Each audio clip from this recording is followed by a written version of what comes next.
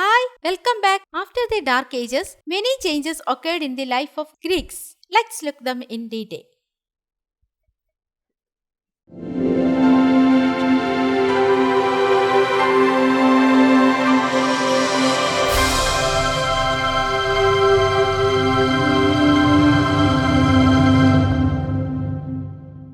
Many Greek city-states were located by the sea and they depended sea for their livelihood. Some Greek cities became large and wealthy trading centers. Athens city became the major banker of the Greek world. Their coins were used throughout the Mediterranean area.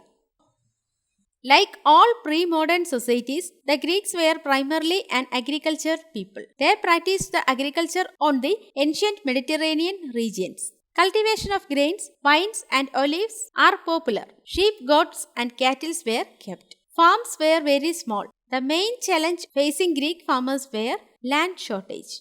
As the Greek cities grew in size and wealth, their societies became more complex.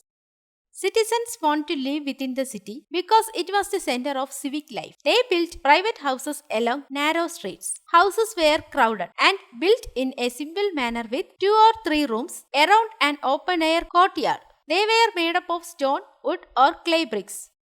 Houses were of 2 stories and were equipped with bathrooms and toilets. The walls of the reception rooms and family quarters were painted with large colorful scenes.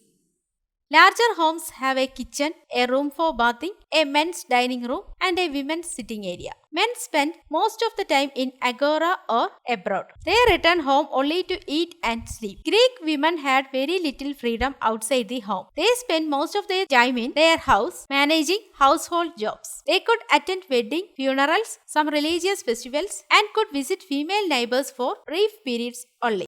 Divorce was easy for men and almost impossible for women. They could divorce their wife without justification. The majority of the poor lived in rural hovels or crowded urban slums. In large cities like Athens, some of the poor lived in multi-story blocks of apartments.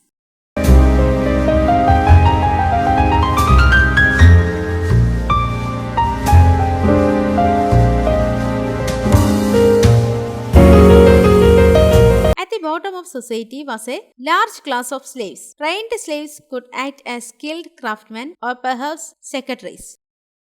Aristocrats and other landowners have larger farms worked by slaves. Some houses had female slaves. They cooked, cleaned and worked in the fields. Male slaves watched the door to make sure no one came in when the man of the house was away, and he acted as tutors of the young male children. As in many pre-modern societies, unwanted children were exposed in the countryside to die. Sons were preferred over daughters. Boys from wealthier families went to school. After school, older boys underwent military training. Some wealthy families would educate their girls. They would be taught to read, write and play music, and were also given some physical education. Each city-state had its own festival. But certain festivals were common to all the Greeks. The most famous of these were the Olympic Games held in honor of god Zeus every 4 years. The winner of an Olympic event was awarded an olive wreath and won greater honor in his home city. Every 4 years, all Greek cities sent their young men and women to compete in the Olympic Games. Wives and daughters were not allowed to watch the Olympic Games because the participants in the games did not wear clothes. Greek clothing was very simple. Men and women wore linen in the summer and wool in the winter. The ancient Greeks could buy cloth and clothes in the agora, the marketplace, but it was expensive. Most families made their own clothes, which were simple tunics and warm cloaks. The Greeks were the first to form drama of both tragedy and comedy. The adult males were entitled to vote in elections, participate in trials in the law court, and hold public offices. They also had a duty to fight in the city's army. Your comments are my motive. Hope you like this video. Like and share. Subscribe for more videos. Thank you.